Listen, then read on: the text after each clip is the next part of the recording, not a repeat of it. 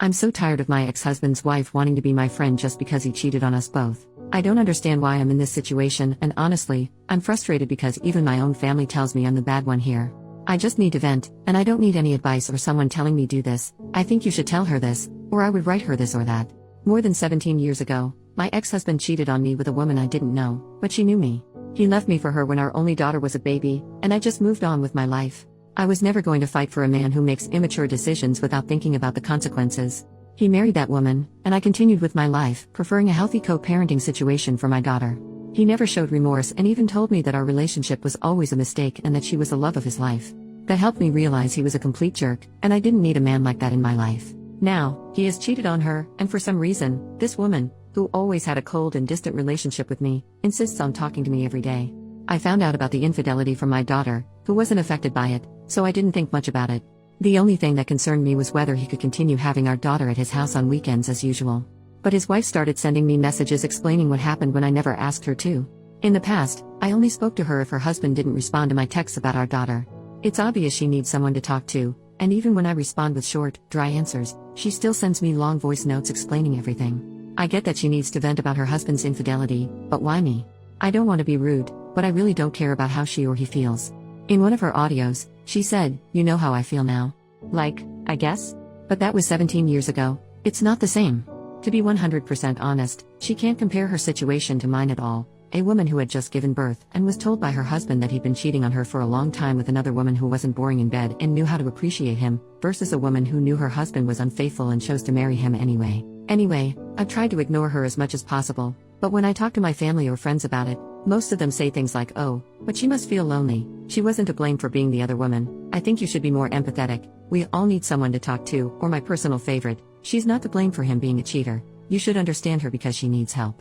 I understand that she isn't to blame and that he's the cheater, but she, a fully grown adult at the time, chose to marry a man she knew was cheating on his pregnant wife. So why should I be responsible for helping her when she never told me, "Hey, your husband is sleeping with me, and that's really messed up because he's married to you"? That's what I would have done if a married man had flirted with me. Now, if she didn't do any of that, why should I, as a feminist, feel obligated to be her friend? It doesn't make sense, and the worst part is that almost all the women around me tell me I should help her and listen to her, even though I don't want to or feel any empathy for her or for him. I think she and my ex knew exactly what they were getting into. I don't understand why I should be her free therapist now. Being cheated on is not my entire identity. I don't need to talk about it 24/7 with her.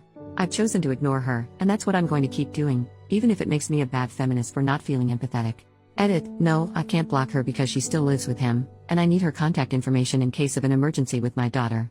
And honestly, it's strange how many people are commenting or even sending private messages telling me what I should say to her or writing what they think I should feel. I'm sorry, but there's no way I'm going to use a stranger's message, who doesn't know me or the whole situation, to communicate with someone.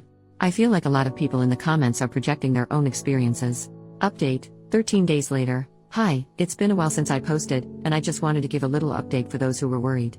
First of all, my mother was in a long-term relationship as the other woman during my teenage years and into adulthood. Their relationship lasted many years until he passed away, and I don't think his wife ever found out about the affair.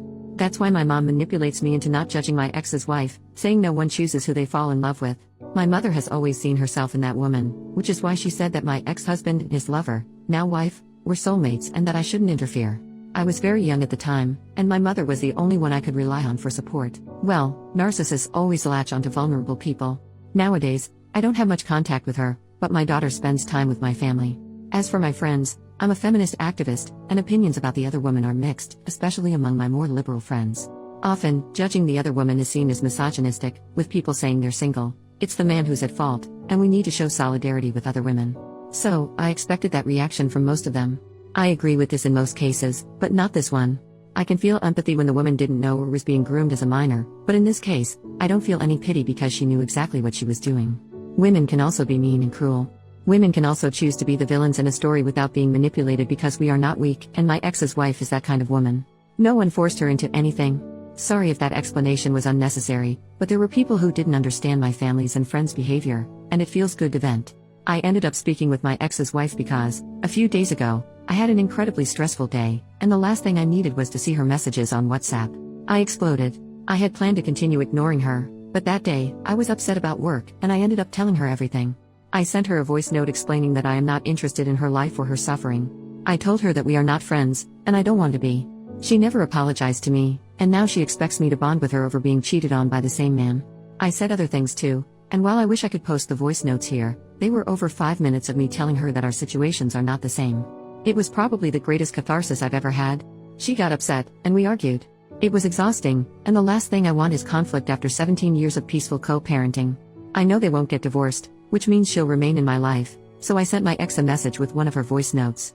I went through them all, and she never once apologized. Not that I need her apology, I don't care, but people asked. The messages were just complaints and attempts to have me join her in venting about him or being her unpaid therapist. I told my ex he needed to tell his wife to back off and see a therapist. He apologized and said they're working on their marriage, and she's still feeling angry and insecure, obviously. Since I went through the same thing, she felt we could bond over it. He mentioned that they started attending online workshops run by some couple teaching people how to get over infidelity. Sometimes I'm envious of people who can scam others so easily. I told him that I am not friends with her, and this is affecting our co-parenting. He needed to put a stop to it if she didn't understand my words. He reluctantly agreed to speak to her, and I've gone 3 days without hearing from her, except for a message today telling me that my daughter was asleep at their house. I guess it worked. I don't care whether they have a happy or miserable marriage. I don't care if she's happy knowing he cheated on her but stayed. I just want to live in peace without dealing with people in their 40s who still act like they're in high school.